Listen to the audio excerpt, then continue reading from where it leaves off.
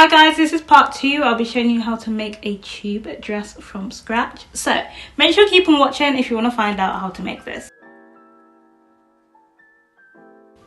Once you have gone ahead and cut out your pattern paper, you can then cut out the pattern on fabric. So I'm folding my fabric in half because the tube dress pattern was made to be cut and fold, and I'm just matching the fold section on the pattern paper with the section that I folded in half for the fabric, and then I'm going to pin along the sides so it's secure.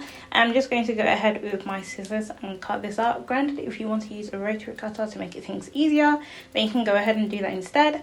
And then once I've done that, so for the pattern there needs to be 2 pieces that we cut out because we're cutting it on fold. So just bear in mind, once you've cut out that first piece, that you'll need to go ahead and cut out the second piece, and that's literally all the pieces that you'll need for this dress. Once you have cut out those 2 pieces, you're going to lay them together right sides facing, and then we're going to pin the sides together. And when I tell you guys, this tutorial is so easy. After you stitch these 2 sides, you're already halfway there. So at the moment, I'm just going ahead and laying it together to make sure that it matches and it's been cut out properly. And we're just going to go ahead and pin on both sides because that's what we're going to stitch first. If you look closely at this point, I should have known that I messed up because the hips look way too wide for me, but we'll go ahead and fix it afterwards. And then for stitching, I am using stretch needles and polyester thread because it has a bit of stretch to it, which makes it so much easier for sewing stretchy fabrics. I've also used a stretch or a needle that is meant for stretchy fabric to make things easy as well. So if you feel compelled to use a stretch needle or fabric that will give you a bit of stretch to match your sewing project a bit better, then granted, go ahead and do that. So at this point, I definitely knew I messed up because the hips aren't even sitting where the hips are. If you see my stomach, leave me alone, I'm bloated. But we have a problem with this dress. I've tried it on and it fits fine up to the hips, and then after the hips it looks like way too big and I want it to fit me really snug. So I'm gonna fix that. So literally back to the drawing board. I laid my now almost tube dress in half again, and then I just went back in with my measurement to measure from the upper bust measurement to my hips, just to make sure that my hips was the widest part of the dress. And then I made sure to make markings down the rest of the dress to make sure that it wasn't so wide at the bottom. But literally it's a lesson in, even if you do make your pattern or your dress and the initial stitches don't look the way you want or it doesn't fit the way you want, you can always make adjustments to make sure that it sucks onto you, because sometimes generic measurements don't work as well as you think. So yeah, play around with it, see what works for you, and make adjustments if you need to.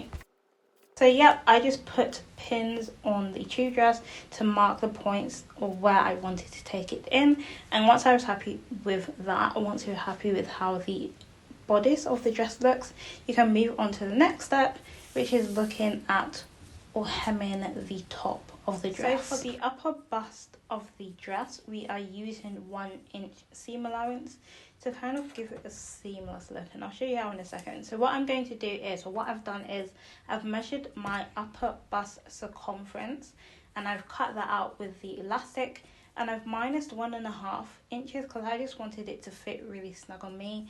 If you don't want it to fit really snug on you, I would say just cut out the measurement as is without seam allowance. And as you can see, I'm pinning the elastic around the circumference of that upper bust area of the dress. I'm pinning it directly just inside, so the elastic is matching up with the hem or the raw edge at the bottom there.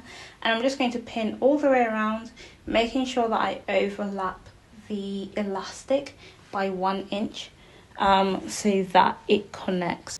I hope the way I've explained that makes sense, but as you can see, I've overlapped the elastic by like 1 inch, and I'm using that to pin. I'm pinning that section into one corner, and then I'm just going to go around the rest of the circumference of the dress at the top and pin the rest of the elastic to just that inside circumference of the dress.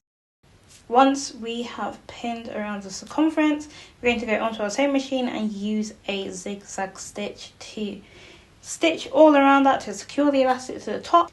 And once you've done that, so for this section I am folding the elastic that we have stitched, or that hem, inside, as you can see, and I'm going to stitch on the outside just along, so the 1 inch elastic that we've sewn, I'm just going to stitch down to secure that on the sides of the tube dress.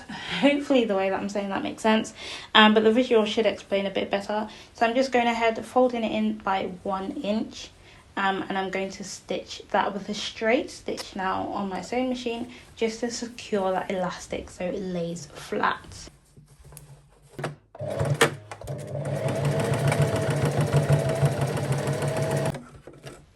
As you can see, by using the 1 inch elastic and by doing that straight stitch just to secure it down, it makes the top of the tube dress almost look seamless, which is definitely what we're going for. And then I'm just going to repeat that for the other side. So I've done it for one side and I'm going to repeat it for the other side of the tube dress as well. Once you've added your elastic and you've stitched it down, we're literally at the last step, which is hemming the bottom. And for the bottom, I'm folding it in by 1/2 inch all the way around. Again, going in with my pins to make sure that it's secure all the way around the circumference of the hem. And then if it helps to make sure that your stitches come out neat, I would definitely recommend pressing these seams flat before you do go ahead on your sewing machine. If not, you can either use a zigzag stitch as normal to finish off the hem. I used my twin needles. If you do want a tutorial on how to use twin needles, I do have a reel. I'll put that in the card so you can see that if you want. And using twin needles just make the hems or the stitches that you make, especially for stretchy projects, look so much neater and so flawless. So yeah, I literally have a tutorial on how to use twin needles if you do need to see that. If you have a serger, then granted you can use that instead. But then that is literally it for this video, guys. Let me know if you enjoyed it by liking. If you are looking for more beginner friendly sewing tutorials, make sure you check out this tube top DIY as well, and I'll see you over there. Bye guys.